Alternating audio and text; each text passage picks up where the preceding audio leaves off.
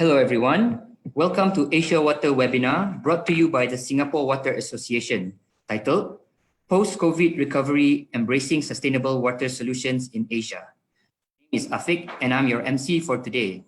Before we start, I would like to mention some housekeeping rules for this webinar. All microphone and video of attendees have been muted. If you have any question to ask our speakers, do list them down at the Q&A box. We will have a Q&A session after all speakers have presented. If there's any internet disruption, please be patient and try to sign in again. Without further ado, I'll hand over the floor to our moderator, Datuk Kadir, for his welcome remarks. Datuk Kadir, the floor is yours. Okay. Thank you, Afiq, our MC for today. Prominent speakers, ladies and gentlemen, good afternoon and good morning to those that are in a different zone. Welcome to this third series ASIAWATER webinar in conjunction with the ASIAWATER 2020 and hosted by the Singapore Water Association and Informa Markets. Today's webinar is related to the current global pandemic with the theme Post-COVID Recovery, Embracing Sustainable Water Solutions in Asia. Without further ado, I would now like to invite the Vice President, General Affairs, Singapore Water Association, Mr. Chew Min Leong, to deliver his welcome address. Mr. Chew, please.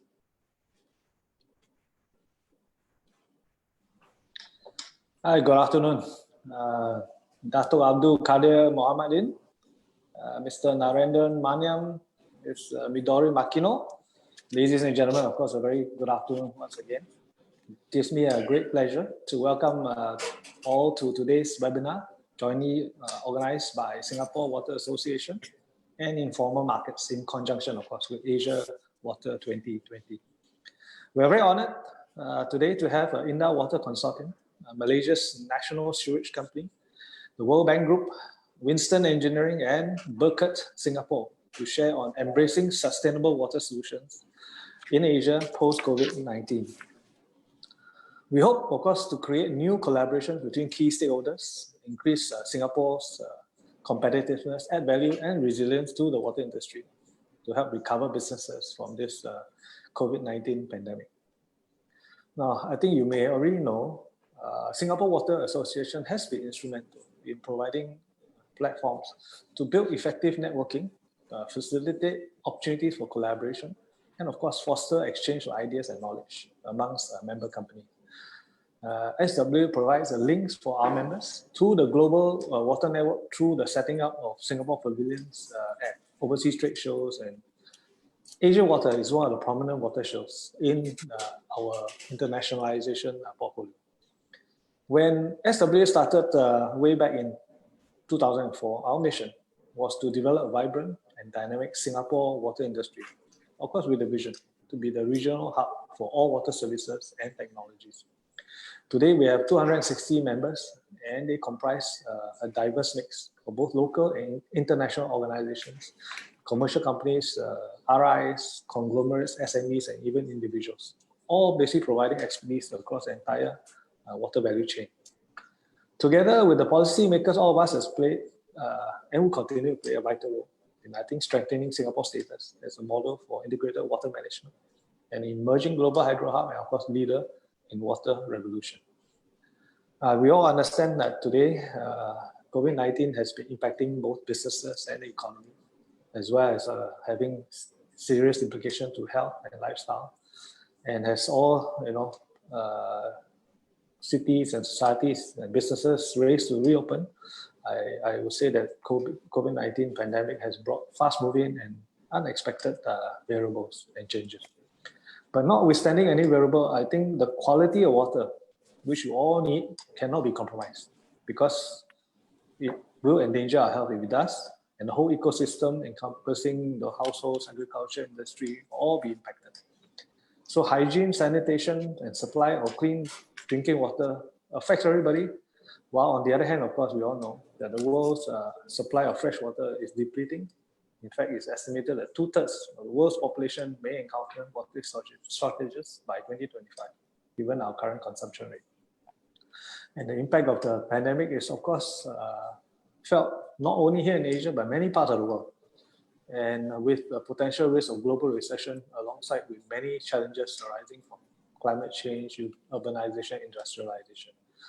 And with more than 2/3 of the global population being affected, the pandemic has shown actually how we're all very much intertwined together. And right now in Asia, I would say that with good, I think, display of swift reaction, steadfast policy, and innovation, we are, I think, getting a better handle of this unparalleled disruption. Now, here locally in Singapore, SWA is working closely with businesses to help them mobilize, stabilize, and resume operations with many support schemes like our SG United updates, SWA Assist, and SWA Watch initiatives, and of course, weekly updates on our websites to ease our members' woes with the current economic uncertainty. We're also working closely with all the different business federations and also Singapore agencies to assist local companies for retraining and job placement. In fact, just in April, we launched the SWA Marketplace Assist platform, or SWA MAP, for our members to step up and seek help from fellow members or partners. Aim, of course, is to provide business continuity to help tide over the challenges arising from this very, very difficult time. Now, by innovating and generating such solutions, I think we also enable ourselves to move up the value chain, to be leaders, partners, and advisors to businesses and communities in Asia's water market. We have the, I think, the advantage with our well-established Singapore brand, a business environment that encourages collaboration and partnership, and conditions are ideal for test bedding of water technologies to deploy from R&D and to commercialization. So we hope this initiative will lead to creation of new technologies and hopefully next generation of water entrepreneurs. We are of course thankful for all our expert speakers here from the industry, IWK and World Bank to share on regional and global sustainable solutions, and hope this webinar will sow the seeds for new projects and collaborations between all our stakeholders to recover businesses from a very disruptive COVID-19. Thank you. Thank you, Mr. Chu, for the welcoming address and a good overall view on the impact of the COVID-19 globally and in Asia, and the number of innovation solutions in meeting this new challenge arising from the pandemic. We will start our session with a simple rule to all speakers who will be given about 5 minutes to deliver their paper. I hope you can keep to the time limit so that we can give more time for the half hour or so interaction through the question and answers for the participants. We also have a poll questions at the start of every session for participants to answer, and the result will be displayed accordingly before I invite the respective speakers to deliver their paper.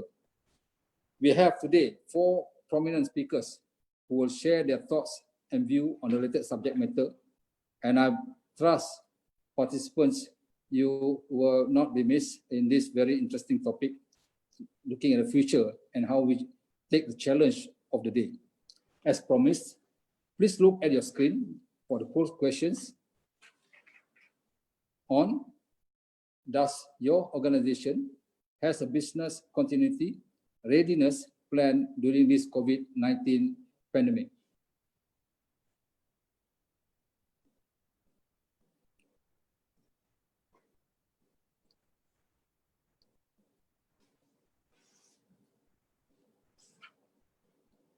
There you are. Those are the results from all the participants. Thank you very much. And let's look for the first session of today. We are honored to have with us today the CEO of the National Sewerage Company in Malaysia, Indah Water Consortium, Sdn Bhd, Mr. Narendran Maniam, who will share with us his more than 21 years experience in planning and management of water and sewerage works, focusing on the waste to resource, with this paper titled Resource Recovery and Wastewater Solutions, IWK's Perspective. Mr. Naren, the show is yours. Thank you, Datuk Kadir. Thank you, Mr. Chu, for the welcome speech. On behalf of IWK, we are really grateful to be given this opportunity to share our efforts currently in managing post-COVID and our efforts moving forward as the National Sewerage Company. I'll just take you through our slides briefly to share with you our current position and the efforts that we are putting in place. Next, please. Next. Next, please. So this is an overview of Indah Water. We're currently managing about close to 7,000. Can you go back to the previous slide? So we are currently managing close to 7,000 sewage treatment plant, 1,200 network pump station, and with a pipeline length of 20,000 kilometers throughout the country. Our operating area is throughout the Peninsular Malaysia, except for the state of Kelantan, Johor Bahru City, and Pasir Gudang, and Sabah and Sarawak. But the company is pursuing aggressively to take over JB, Johor Bahru City, and Pasir Gudang shortly, and as well as Kelantan. And this all may happen within the next 1 year. Yeah. So next, please. So our core business activities is actually to undertake operation and maintenance of all our public sewage treatment assets. We undertake responsive dislodging services, but we are in the midst of getting this scheduled dislodging to be migrated, responsive dislodging to be migrated into scheduled dislodging. So when the law is in place, all properties with septic tank will be required to dislodge the septic tanks once in 2 years. So these are the type of effort that the company is taking aggressively now. Sewage technical and environmental services consultancy works. We provide ad hoc studies for developers and the government who will be implementing large-scale sewage treatment plant projects. We're looking into taking trade effluents into our treatment plant, permissible trade effluents. We undertake sewage planning, sewage hazard data, monitoring and certification services for all new sewage treatment plant that is implemented by developers. We provide sewage technical and operational skills training, and the aim is actually to uplift our center to go globally. It's a global service and training provider. We currently receive quite a bit of operators from India, Bangladesh, and Indonesia. So this is an ongoing effort. Of course, this has affected us during COVID-19 period early this year, but moving forward, when things get better, we will actually want to enhance these services. On behalf of the government, we also carry out the project management of large sewage projects, capital works, and refurbishment of our treatment plants. So this is the main core activity of IWK. Next, please. Okay, this is one of our largest treatment plant in the largest underground treatment plant in Asia Pacific. It's about 1 million population equivalent, designed with green application, and you can see in the slides those green application that has been built and is in use at the moment. So we have solar, we have a effluent treatment system where we have enhanced treatment to treat our effluent for reuse purposes. We have biogas facilities to power up our gas engine. We have wastewater resource heat system. The plant is designed with aquatic skylight, and this is to reduce lighting and power consumption. We have rain harvesting, and this plant is equipped with turbo blowers to reduce power costs. So this is efforts that we are working with the government in all our future capex to be built. Next, please. Next. Okay, the effort for the next couple of years is to strengthen IWK's business sustainability. The key effort here is actually to get our tariff to be restructured, because for 26 years our tariff have not been adjusted, and it's time we get our tariff adjusted. We are on a yearly basis, we are compensated by the government, so it's time that we get the tariff adjusted so that we can stand alone. So once we stand alone, we can do a lot of things, you know, and expand our coverage and increasing efficiency in wastewater treatment system, empowering green economy in wastewater. So number 3 here is actually an effort to build water reclamation facilities in the country. And we have identified in my next couple of slides, we will explain to you in detail. And the 4th thing is actually towards integration of wastewater and water industry.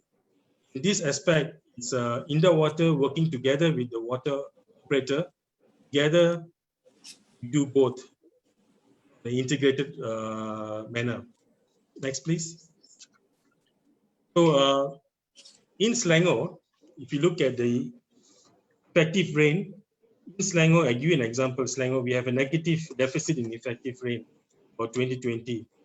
And this is an opportunity to actually build water reclamation plants as a new source, a second tab for the country.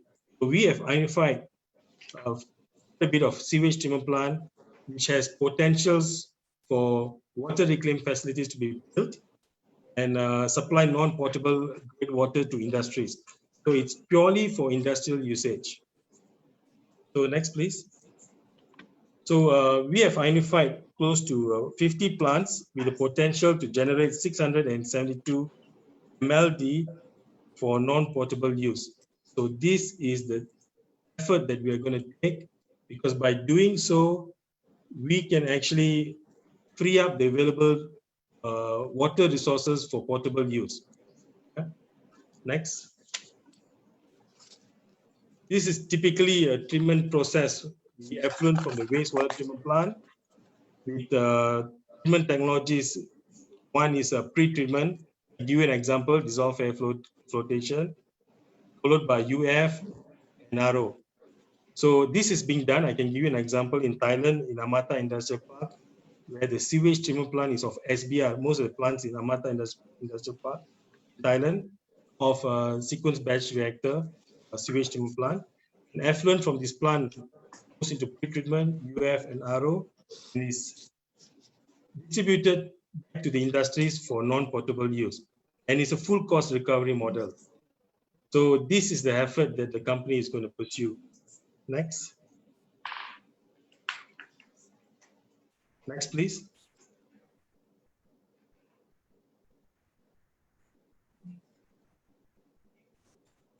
Okay, I give you an, this is the structure, the proposed structure. We at Indah Water, we will be working with the water operators because the water operators have the service license. So we co-join and implement the water reclamation plan and sell it to potential off-takers, where both parties together will apply industrial grade service license, distribute to treat and distribute to industries for non-potable. So funding part, there are a few options of funding that we're looking at. One is to go to PAB, Pengurusan Aset Air Berhad, or Water Asset Management Company. It's a company owned by the Ministry of Finance that has been formed to actually finance the implementation of water treatment assets. So we have actually had initial discussion with PAB. It's quite promising. So it's an option. So we are also looking at alternative funding schemes to pursue such job. Most importantly is we work with the operator because the water operator have information on who are the potential off-takers, who would want industrial grade water, the slightly more attractive price. To give you an example, we have a sewage treatment plant just next to a refinery. So we are currently discussing with the refinery in Port Dickson town supply industrial grade water, and the discussion is going on quite aggressively, and we hope to secure this soon. Some of the other projects we are looking at is we have an existing water reclamation facilities in Setia Alam, which has the potential to be upgraded from 5 MLD to 10 MLD and will be sold to industry. So with this, we will be working with the water operators on this, and in Penang as well. So these are typical examples of potential areas that we could reclaim our treated effluent for non-potable use. Next. So, okay, I've explained about reclaim water, but there are many other initiatives that the company is looking at, among which is waste to energy. Looking at few projects with the private sector, build incinerator plant using where our sludge will be one of the product as fuel for the incinerator. We are also looking at black soldier. Black soldier is a type of a fly that produces larva, and the larva actually eats the sludge. So we have done pilot project where the larva has actually grew up to 30 mm, eating our sludge, and then this larva is then used to produce fat and protein pellets for chicken farming and fish farming. So these are all the pursuits that the company is doing, build up our financial standings and financial strength. Because as you all know that our tariff is one of the lowest in the world. Although the pursuit to get tariff adjusted is aggressively being done, we are also looking at alternative and also green efforts to generate income for the company. Yeah. So with that, I thank you, Datuk Kadir. Okay, thank you, Naren, for the inside view of Malaysian sewage industry chapter. I think with the new RWK tagline, new life for water, through the right use of potable and non-potable water, like the last slide, when you talk about the byproduct of sewage, that is the liquid, solid, and gas, touching into the keyword here is the green technology. And hopefully the new tagline for RWK will one day become one green resource center. Nothing comes out except for dollars and cents that you sell everything from the byproduct. Okay, let's look on the second poll question. What is the greatest challenge in the implementation of a reclaimed water project for non-potable uses? Okay, thank you for the question. Most importantly, the greatest challenge is to oh, I'm not supposed to answer this. This one is for the participants to put their vote on the Okay. 4 objectives answers. So Which excited to answer that. they think you don't have to answer. You can see the vote just now afterwards. There you are. So mostly on the economic and financial viability. All right, thank you for participating. I now invite the second speaker, Mr. Sam Chin, the Regional Marketing Manager for Winston Engineering Corporation Private Limited, Singapore. He will be sharing with us his 25 years extensive knowledge around Asia region and zooming in with the theme of today's webinar with his paper titled Post-COVID-19 Business Development Strategies on Recovery Plan. Mr. Sam, please take us through. Thank you, Datuk Abdul Kadir. Good morning, good afternoon, everyone.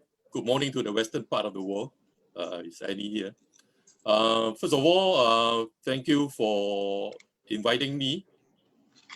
Thanks to Singapore Water Associations. Of course, first of all, thanks, welcome address by Mr. Chew, the Vice President of SWA. And of course, fantastic delivery by our CEO of the IWK, Mr. Narendran Maniam.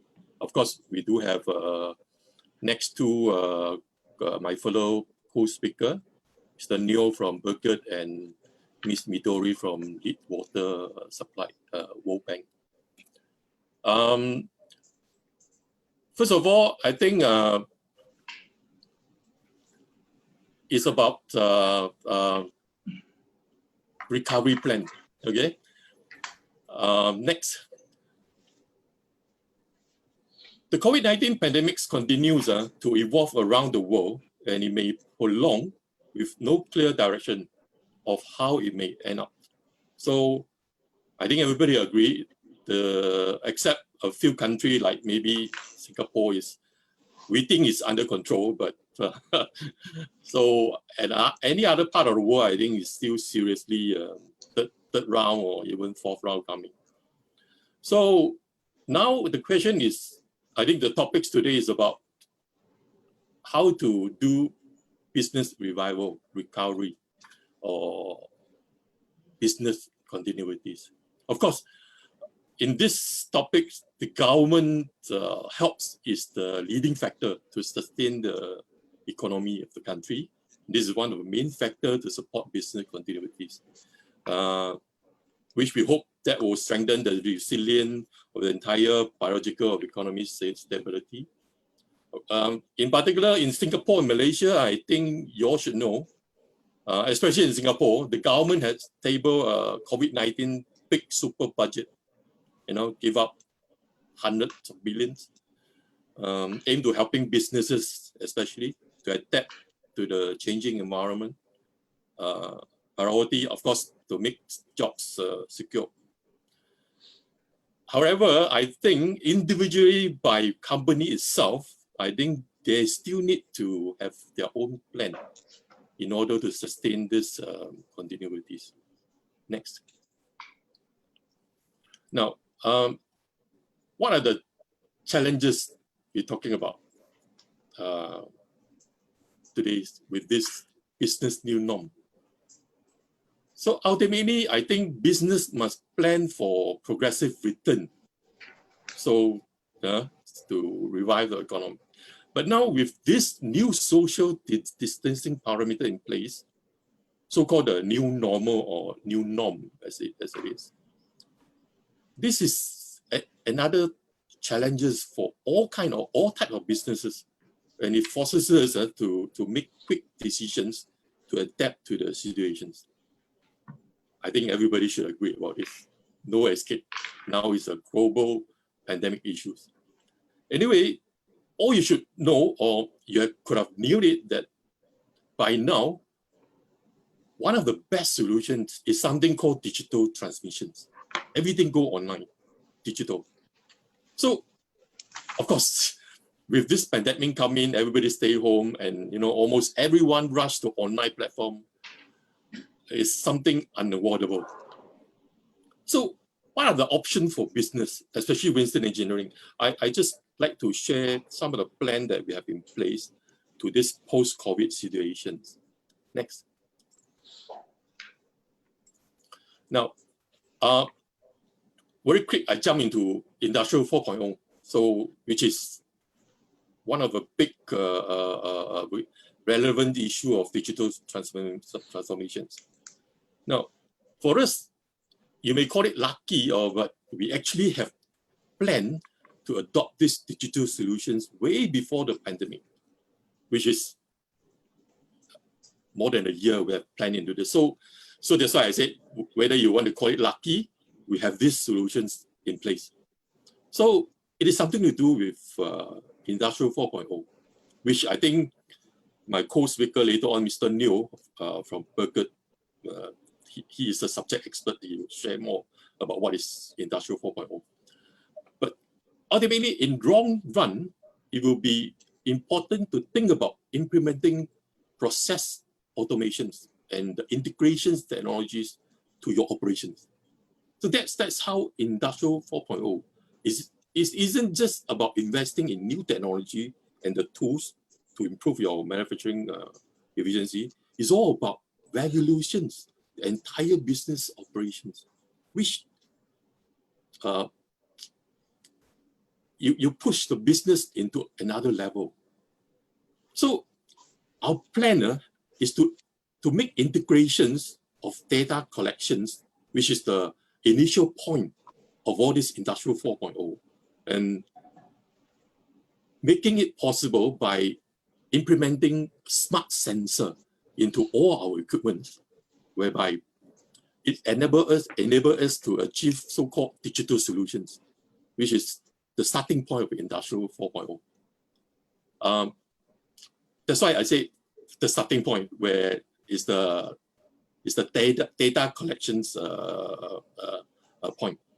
I will talk more about the sensor things next, please. Now,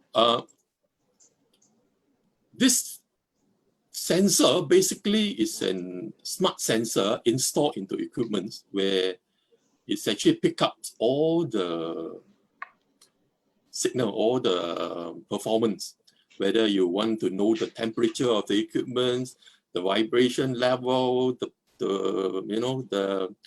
ampere, the motor situations. So all being pushed into cloud.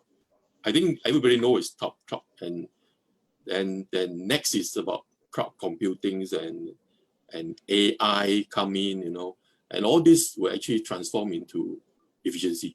And of course, the more important thing is smart operation. So when we talk about all this Industrial 4.0, again, I don't want to elaborate more because I think we have a subject expert later on. And we talk about all this big data, AI, and machine learning.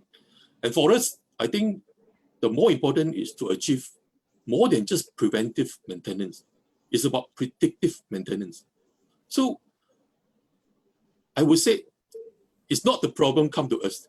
We go to the problem. That is the main message. So we are one step ahead of whatever happens. So again, I think most of the operator, especially like people like IWK, I think one of the big concern for them is the downtime or the maintenance issue. So with this type of technology in place, I believe the predictive maintenance is the keyword to help all this giant operator like IWK. Next, please. Now, okay, besides, I quickly just gone through whatever I think one of the major transformation that we adopt due to this, this post-COVID-19 situations. Now, for us, we still think that besides the technology into system, The other way is how to connect the market or connect your customer with this social distancing in place. So I think the best solutions is the digital innovation or the online, which is, I think everybody know what is Zoom now. This is what we are using now today. And prior to that, I think very minimal people know about Zoom. So all these are new age and technology innovations. So it brings us closing to the customer, and that's where the business connection is. So I think the next phase or so-called digital transformation is all about online and digital innovations. Next, please. Of course, when you talk about digital transformations, you have all the usual connecting tools, social media, and where you can do a lot of advertisement, inbound marketing, SEO, of course, all this, Facebook, YouTube, and all this. But in fact, there is a lot of other platform kind of new social media, or you call it online tools that good for business. In fact, it's good to venture more into this style of digital tools for business continuities, which is, as I said just now, unavoidable. Now, just a little bit information. Do you know that webinars is one of the in thing now? Webinar like now we're having. In fact, for Winston Engineering, we're also adopting into this quickly, that we start to organize a lot of product webinar. I think that is the best way to connect to customer. And just to share, the Zoom actually increased 10 times, more than tenfold, the user rate. So that's how amazing the digital solutions post-COVID-19. So I don't want to elaborate more. I think let me go to the next slide. Next, please. Oh, okay. I think more or less I have conclude what I have wanted to share about some of the business strategies post-COVID-19, which is very much to digital transformations. The protocol that to introduce myself and a little bit about my company. We are actually a pump distributors initially 43 years ago, since 1977. And the company was formed by a gentleman called Winston Ong. That's where the Winston Engineering come from. But today, after 43 years, we have 8 offices regionally, including China. One in Beijing, Shanghai, HQ, Guangzhou. Malaysia, another big operations to serve IWA primarily. No, just joking.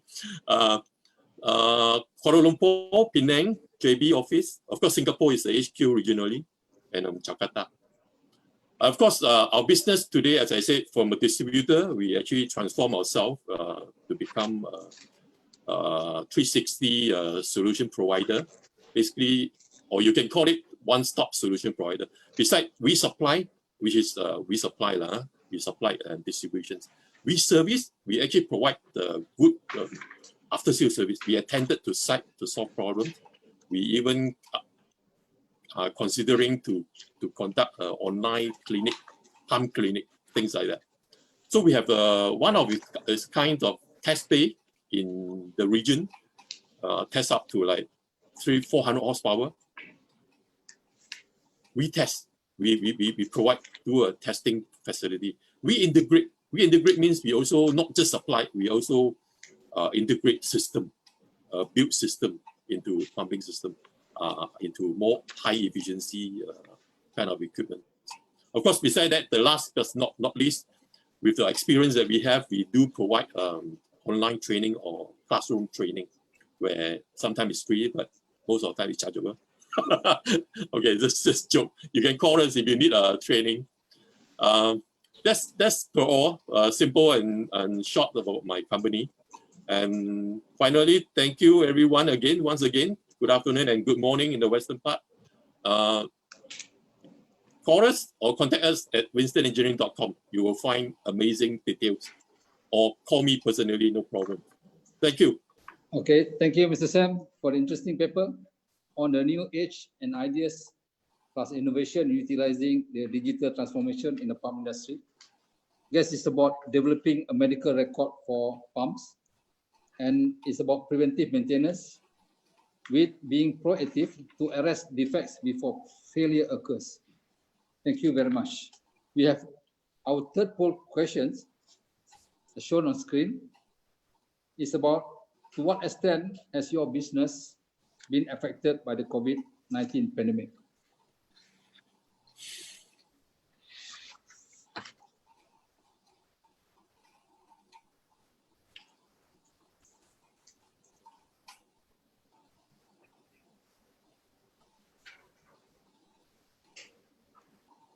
Okay, so we have the result. There's a tie here of the thoughts of one is largely extreme and the other one small or average. Thank you very much. So let's invite the next speaker from Singapore, Mr. Neoh Huat, the General Manager, Burkert Singapore Private Limited. He has more than 24 years experience in operational technology industry. He will share with us his take on the process automation in water industry in the IR 4.0 with the paper title Incorporating IoT Smart Solution to Existing Plant. Mr. Neoh, may you have the honor, please. Hi, good morning, good afternoon, everybody, depending on where you're located. Thank you for the opportunity to speak to everyone today. Excellent presentation earlier by the two speakers. Today, I would like to speak about how COVID-19 has changed the automation landscape. So next, please.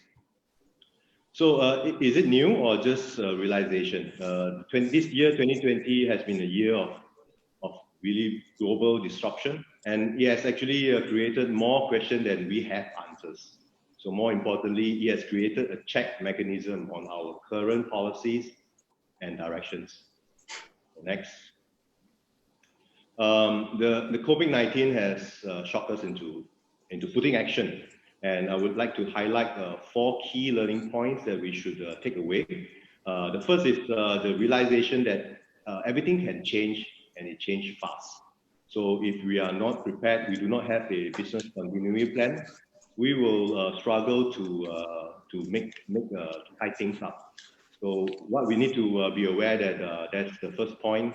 The second point is we have to realize the need for independence, to be not fully dependent of offshoring, cheap labor, and bring our project back home to protect the local population.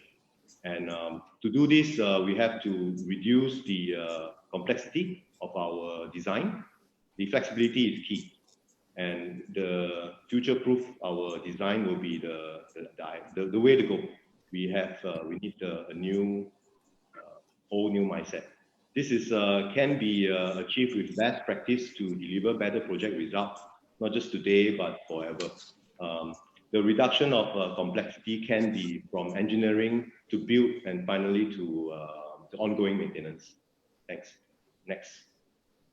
The 2 areas where we should fast track is the Industry 4.0 to enable us to realize project faster than ever before, the so-called time to market. But it cannot be done alone. We need to also enable it with a digital communication and flexible project design.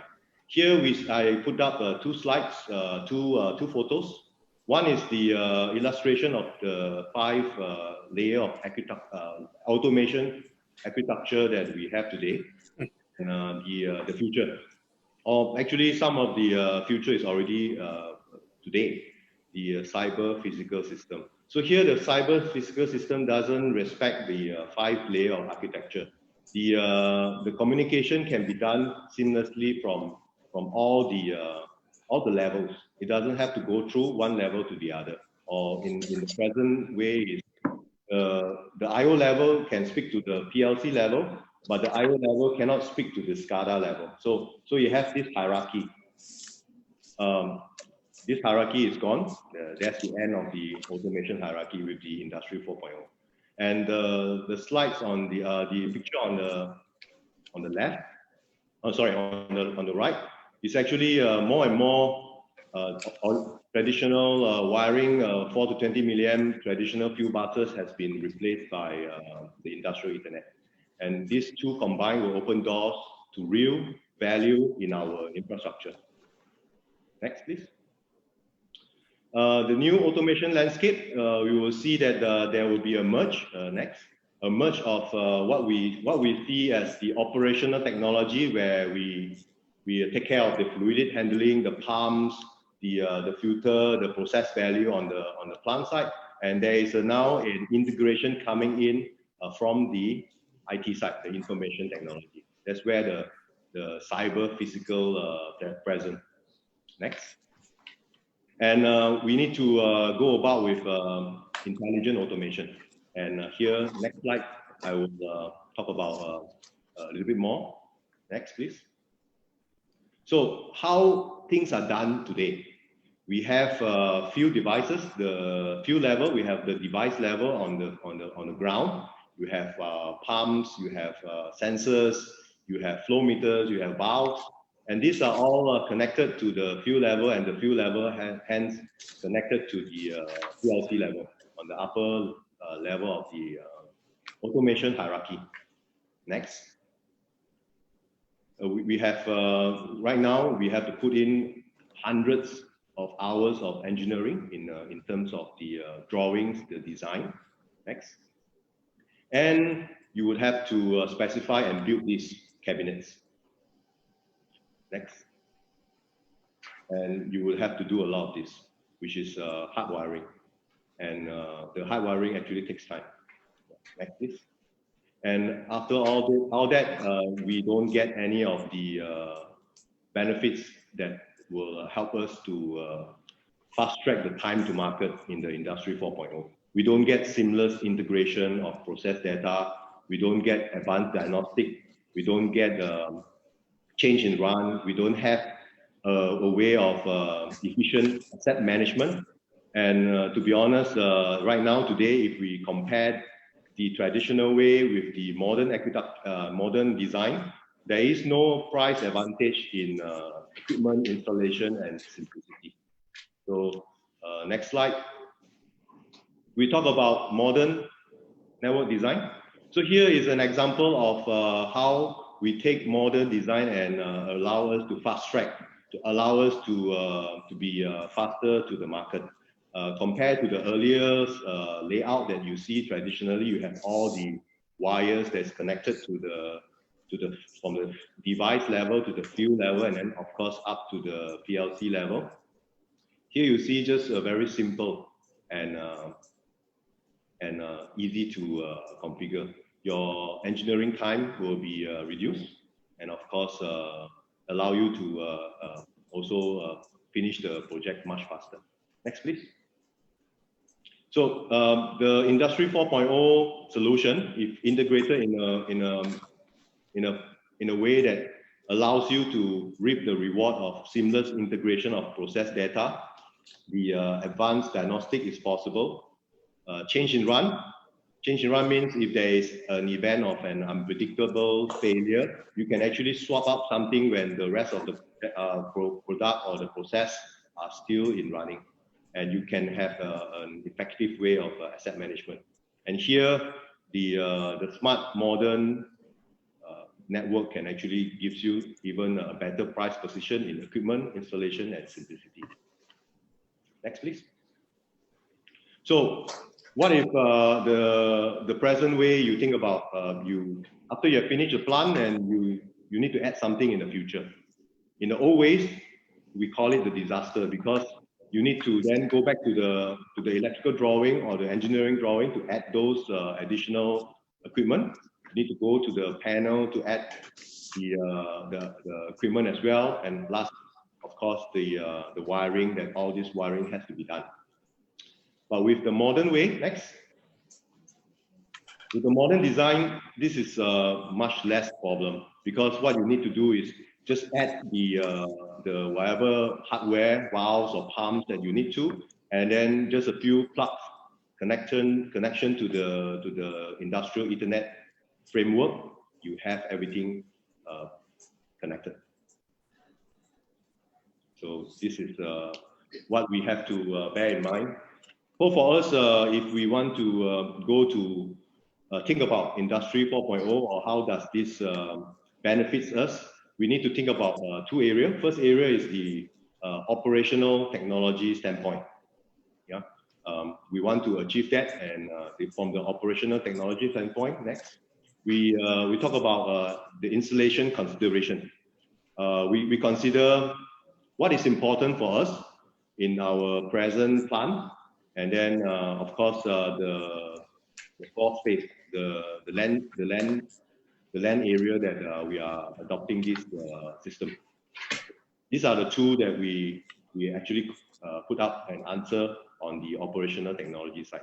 And next one, with the cyber physical present and all the benefits that can be brought about from this information technology, the question for IT will be, what do you want to achieve? Next one. What do you want to, how much data do you have? And then what do you want to achieve with this data? So what you have to prioritize, of course, the ideal way is to start everything from a new setup. But of course, now we are talking about the existing plant being able to migrate into having the Industry 4.0 to help the operators be faster to the market. Next one. This is the end of my slide, and I take this as an example because Mr. Bill Gates did in 2015, April in 2015, did warn the world about the pandemic, that we are not doing enough to prepare for a pandemic. And here I would like to quote him again, that we always overestimate the change that will occur in the next 2 years, and we underestimate the change that will occur in the next 10. So I would urge everybody that is still sitting on the fence and thinking about whether Industry 4.0 is for me or not. I would say that do not wait and lull yourself into inaction. Let's do it together because we are in this together. Thank you. Thank you, Mr. Neoh, for sharing your invaluable knowledge on the IoT and the artificial intelligence in the ASIAWATER 4.0 water sector. It's about the IT/OT now. It's information technology and operational technology, and about seamless integration of process data. Ladies and gentlemen, we are running short of time, but to be fair, we must give our next speaker ample time. And please read your question. You can put it up in your screen or press a button to ask a question. I would like to put on our last poll question shown on the screen. It's about when do you expect your company to return to its normal operation?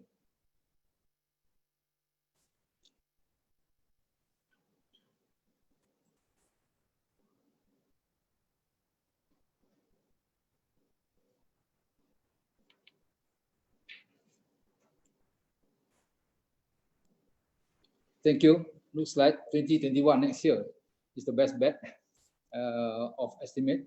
So good luck to all of us. Anyway, finally, our last and fourth speaker, Ms. Midori Makino, who is the lead water supply and sanitation specialist for the global practice of the World Bank based in Washington, D.C. She will share with us a more than 20 years practical experience on investment operations and analytical experience in water and infrastructure sectors in Latin America and the Caribbean, Sub-Saharan Africa, and South Asia region. A paper titled Efficient Cost Recovery Management for Operators. Ms. Midori, please take us through. Thank you very much.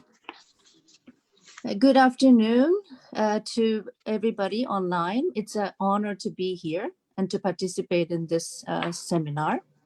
And I also enjoyed listening to my fellow panelists' presentations.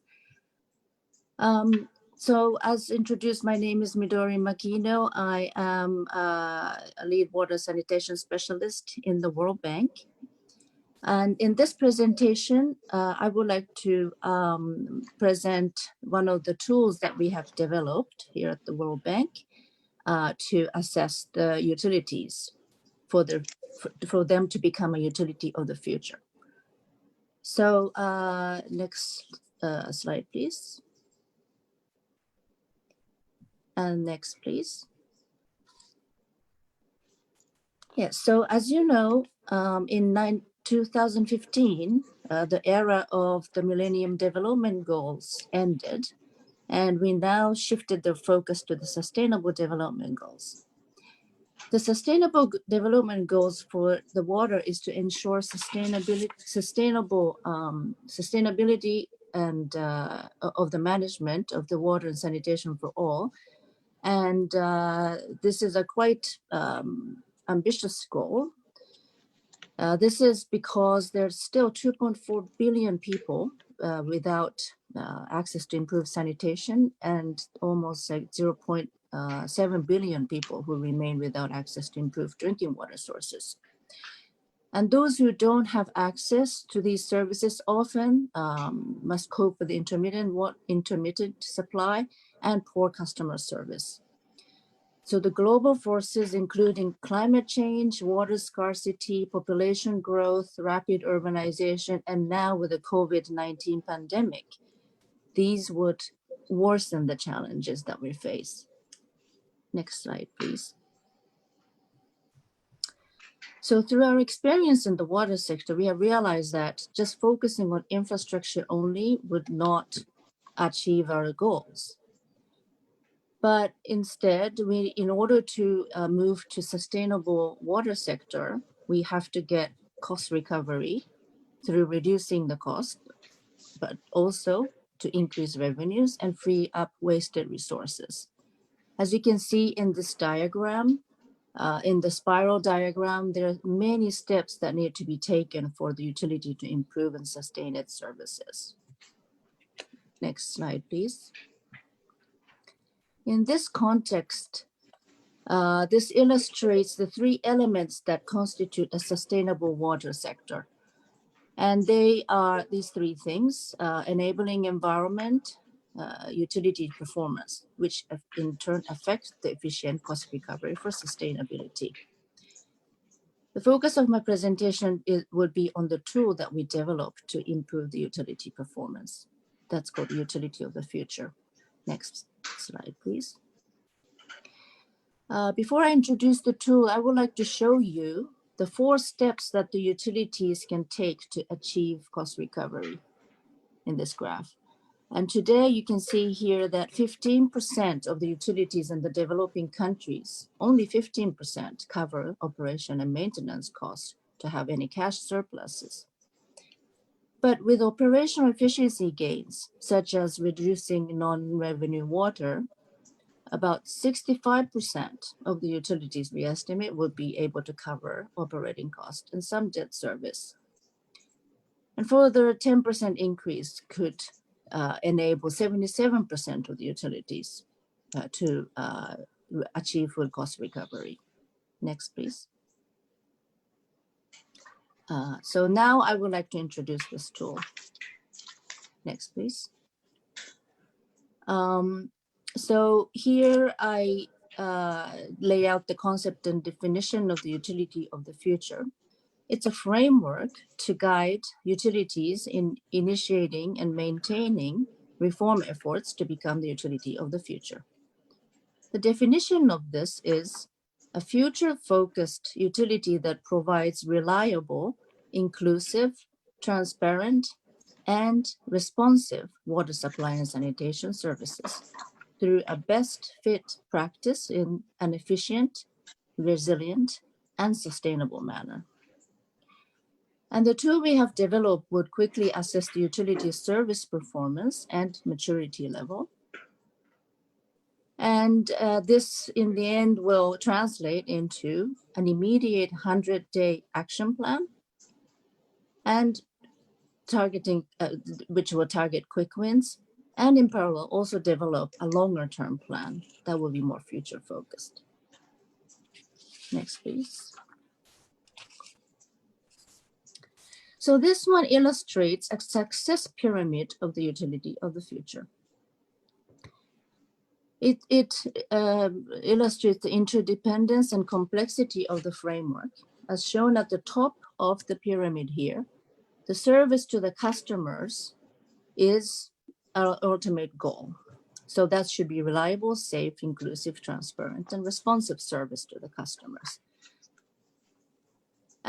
But that service will clearly depend on the technical and commercial operations of the utility, but not exclusively those two elements. The other elements here in the middle of this triangle, you can find sound utility management and financial management, as well as human resources management and organizational strategy. Those are key elements that would affect the service to the customers. The legal framework and the governance in which the utility operates also shape the governing environment. So all of these elements will affect ultimately the service to the customers. In a rapid changing world, success depends on more than these managerial and governance factors. As shown by the orange circle, if you can see around the pyramid, we have the utility of future elements characterized by innovation, inclusion, market and customer orientation, and resilience. This last element I said about the resilience is particularly important in the present context with the COVID-19 pandemic, because learning from past crises and developing the capacity to prepare for future pandemics and other disasters, that's very critical. Next slide, please. So now I would like to go through the steps of how to do this assessment of the utility of the future. We have 4 steps, so I will go through one by one. Next, please. So first is first diagnostic is the service assessment. So in this table on the left hand, you can see the main components of the service, which are reliability, safety, inclusiveness, transparency, and responsiveness. The service component of the diagnosis assesses the utility against these components on scale from 1 to 5 or 1 to 6. So 1 being the basic, and then 5 being world-class, and 6 being the utility of the future. This will serve as a big picture goal for the utility. And this would be also, once you do this, since you do it first, it would serve as a baseline. And then once you've implemented the tool, you can see how the utility has performed at the end of your exercise. Okay, next, please. The second diagnosis is called the performance assessment. So here, the utility performance is assessed with the elements of commercial operations, technical operations. This is what I had laid out earlier in the middle of the pyramid, financial management, human resources, and organization and strategy. This diagnosis also assessed the utility against these components on the scale from 1 to 5, as you can see here, 1 being basic and 5 world class, and 6 as the utility of the future. Next, please. So the third diagnosis is the maturity matrix. So this is measured by the qualitative indicators in each of the 5 elements of the utility management, which we present here below. And they are, again, those 5 elements: commercial operations, technical operations, financial management, human resources, and organizational strategy. And we will be rating these again between 1 and 5. So what we would do here is for the utility to select the practice that best corresponds to the current level of maturity. So in this particular case, the utility has selected the circles colored in red, the color red. And here we also add the 4 additional dimensions, the elements that to compare the maturity level against. And those dimensions, as you can remember, the orange circle around the pyramid, those 4 dimensions are innovation, inclusion, market and customer orientation, and resilience. Next slide, please. So once you have filled out all these dimensions and rated your utility, then you can use it, you can visualize the results in this way. So the framework includes a tool to conduct a comprehensive assessment of the utility's performance and maturity of each element, both with qualitative and quantitative indicators. So this is called the web in the middle is called the performance cobweb, which is superimposed on the maturity cobweb. So you compare the two, you can see the yellow and the blue colors indicated. So this will show the asymmetries between the performance and the maturity. So what it means is that if the performance has a higher score than the maturity for a given element, for example, in this one, the technical operation in the figure falls into that category. That means that the utility should strengthen its capacity to sustain the current level of performance. But on the other hand, in the case of human resources management, the maturity scores higher than the performance. So that means that there is sufficient capacity, but it's not translated into the results, into performance. So there may be inefficiencies and governance issues that the utility is facing that needs to be improved. Next, please. So here we have the enabling environment assessment table. This is the 4th diagnosis. This is characterized by these 5 elements: legal and governance framework. This one is, for example, system for setting service standards, system for setting tariffs, institutional setup, financing, autonomy and accountability. So these are the legal and governance framework that impact what actions of the utilities can do and when. So this is important to know the current state of the utility of the environment to better understand the binding constraints and the issues that are preventing the utilities to perform better. Next slide, please. So this slide summarizes, this table summarizes how the actions would be developed to address the issues that were identified in the prior diagnosis. So this diagnosis assessment will be translated into prioritized and sequenced action plan. And the action plan will have 2 elements, as I said earlier. So one is the 100-day short-term action plan. And this consists of impactful actions to kick off and to build support for the reform. And then the second one is a medium-term type of action plan. It's between 3 and 5 year action plan, which can build off the momentum to accelerate the reform. And then you have the third one, which outlines a longer term action plan, 5 to 10 years, consisting of actions to fully achieve the utility of the future. So what this example wants to do is to leapfrog in some cases. You can move several boxes here, like the second one here. You can see there's a space in between the red box and the green box. You want to go from the red circle to the green circle. That's how you want to improve your utility. Next slide, please. So finally, this table illustrates how the results of the diagnosis assessments translates from the actions to finally to the plans. So the list of action, how do they translate into the list of prioritized action plan?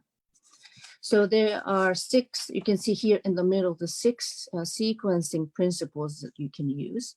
The first one is the force multiply, which means how do you motivate your staff to join the effort? Lead by example, create a shared vision.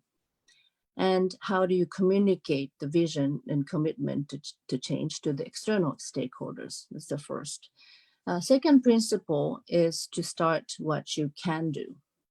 So once the focus points are identified, the utility should look at the maturity metrics and identify low cost and high impact actions that the utility can do now. And then on the 3rd and 4th points, you should identify the binding constraints and analyze those constraints to remove them. And then the 5th point would be to develop, to create a virtual circle, which means credibility, accountability, and autonomy needed to carry out the action plan for longer term. Then then you have finally the 6th principle here, which is the optimization plan, to optimize plan. The utility needs to submit their 100-day plan through checks to ensure that it is implementable and aligned with the existing priorities and ongoing initiatives. So this is this is the end of my explanation, but I could end, if you could go to the next, the final slide, I would just do a quick summary and conclusion. So just to summarize, to achieve the sustainable water sector and the SDG number 6, which is related to the water sector, it is critical to pursue efficient cost recovery management for the operation. And then efficient cost recovery management would require an enabling environment and better utility performance. Thirdly, utility of the future framework, which we have developed using the success pyramid, can identify the areas of focus of reforms by identifying the imbalances within and across the assessments. And finally, the framework tool assists utilities in developing an action plan that lays the groundwork for becoming the innovative, inclusive, market and customer-oriented and resilient utility of the future.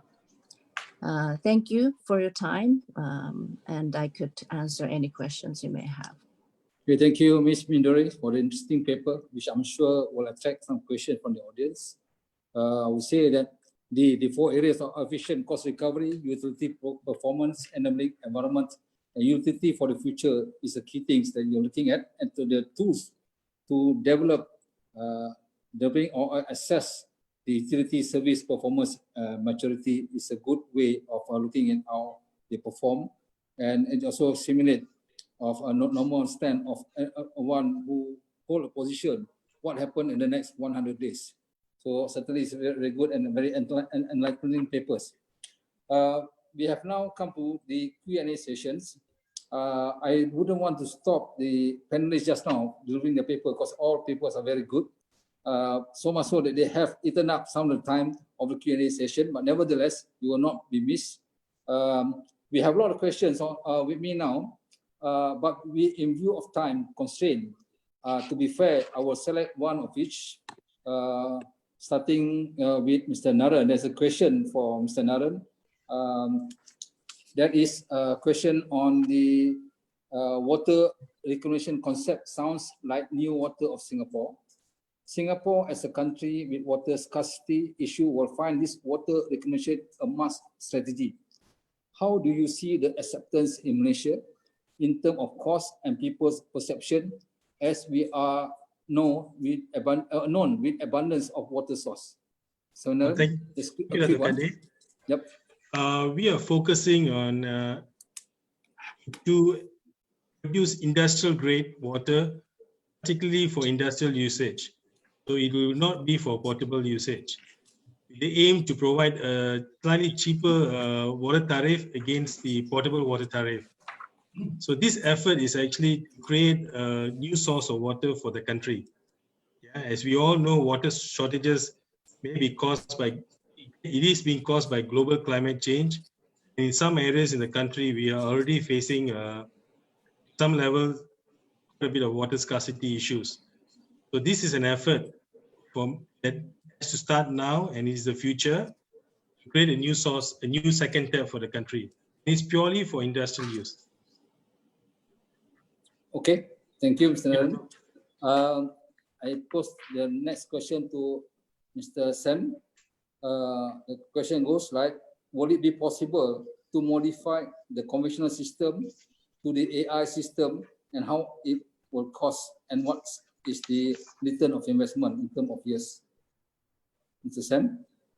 Thank you, Datuk Abdul Kadir. Again, this is another question about initial investment, and depends on how you want to look at it.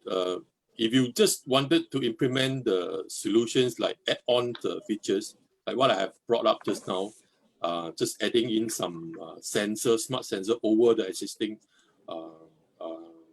equipment, whereby it will help you to analyze your real efficiency of your equipment, and from there you can improve. Of course, you can achieve a lot of other things on, as I said, predictive maintenance, which is act before it happens. Now, if you want to talk about revamp latest equipment, that's another expenses, which I think with the trend now, it should have done it, because a lot of new equipment nowadays are built in with new features, new technology. For example, I think just now Mr. Narendran Maniam has been brought up. They are using turbo blower. I'm not sure whether any one of you have noticed that. Turbo blower is one of the latest technology to take over some of the old equipment, whereby they all talk about efficiency and energy saving.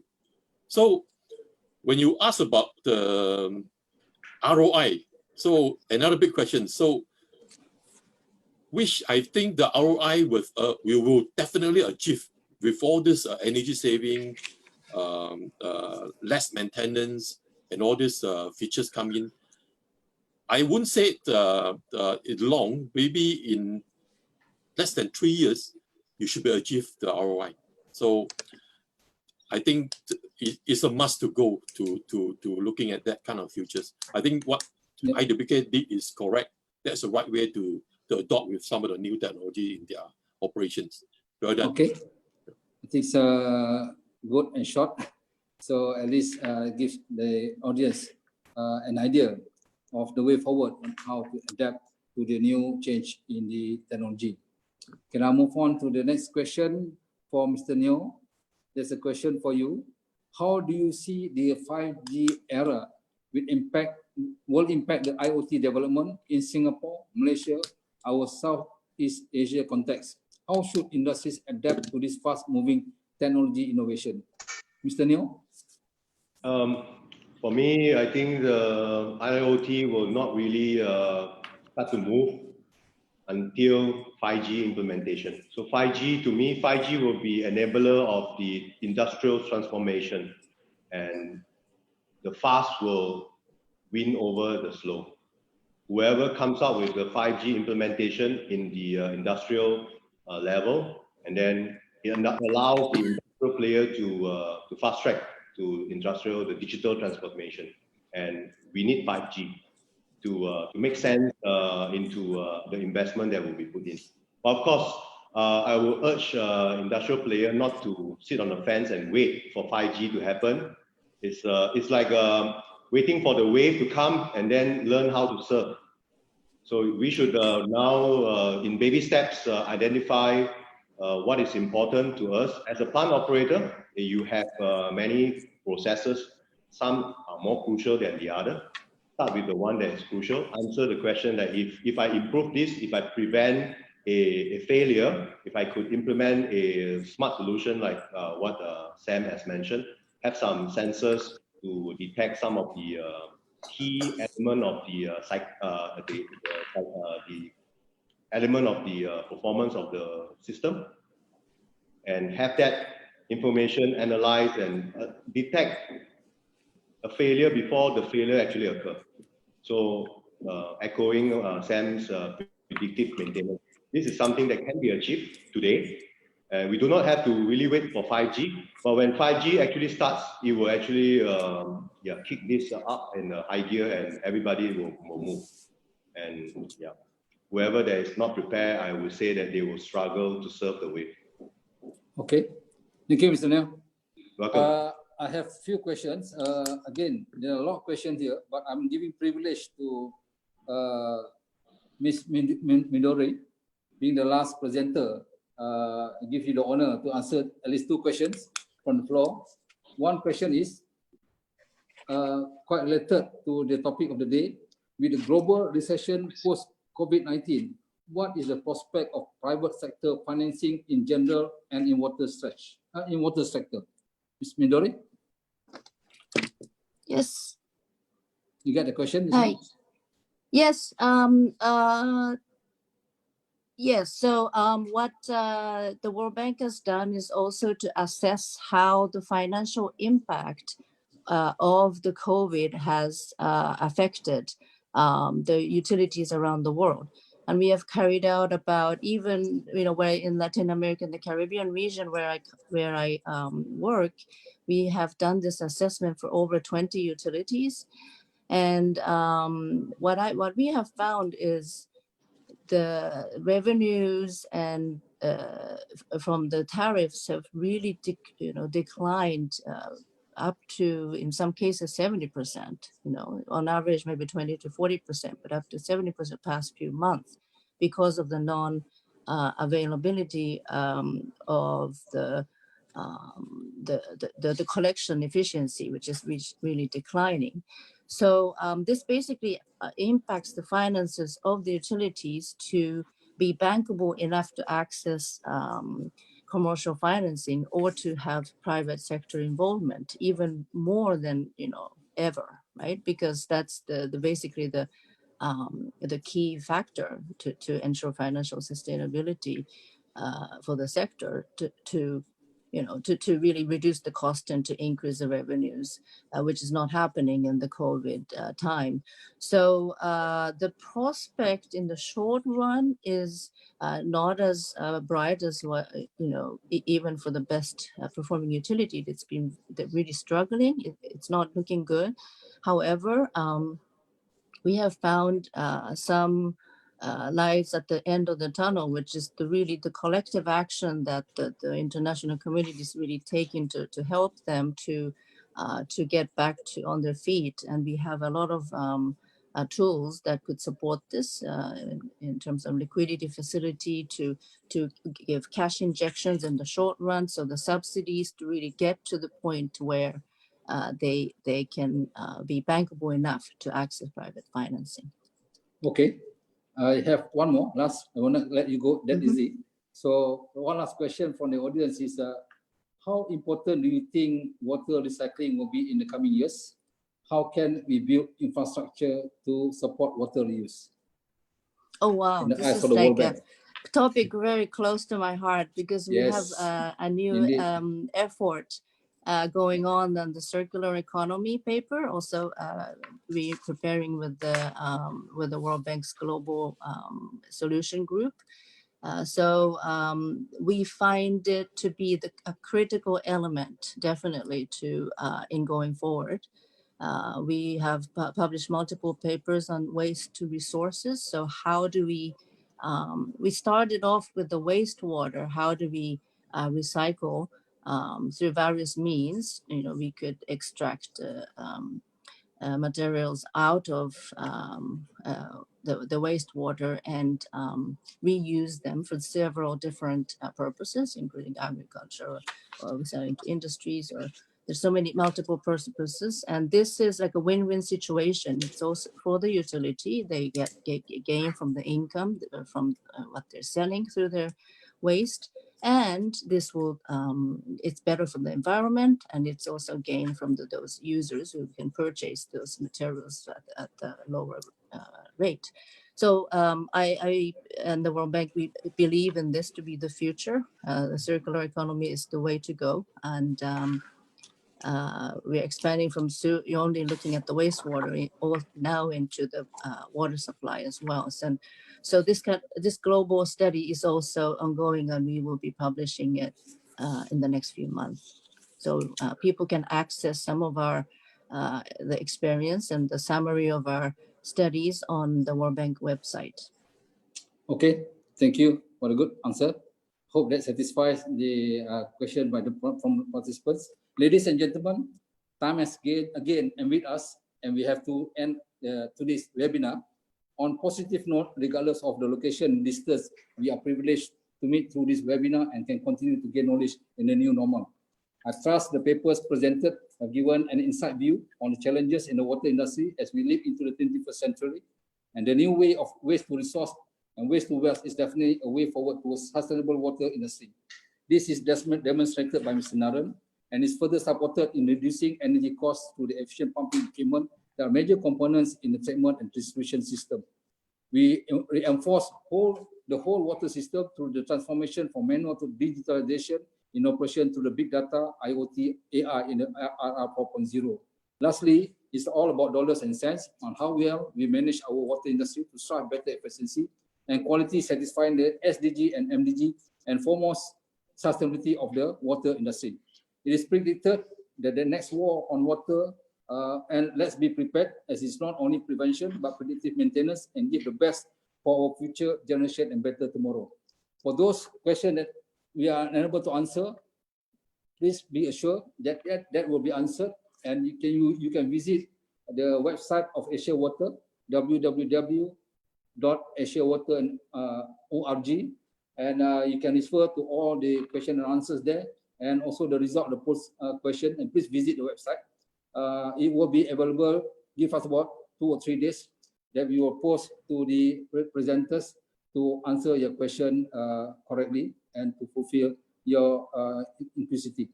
So with that, I thank you very much, and conserve water, stay safe, healthy always. I would like to invite Ms. Vivian, the Executive Director of Singapore Water Association, for her closing remarks. Ms. Vivian. Thank you, Datuk Kadir, for moderating such a wonderful webinar session. Thank you all panelists, Mr. Ching, Mr. Neoh, Ms. Makino, Mr. Chiu, and Mr. Maniam for your invaluable sharing today. This webinar is actually co-organized by Informa Markets with several months of preparation and execution.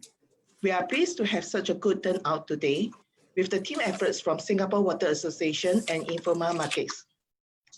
The impact of the pandemic is far-reaching than we could have expected, but Singapore managed to secure 3 out of the top 5 Southeast Asia deals despite the COVID slowdown. This boosts our confidence in economy recovery in Asia, although this will be a patchy route. The hosting of ASIAWATER 2020 from 30th November to 2nd December comes in timely to set our efforts in embracing sustainable water solutions in Asia post-COVID. In closing, I look forward to seeing all of you at our Singapore Pavilion at ASIAWATER 2020.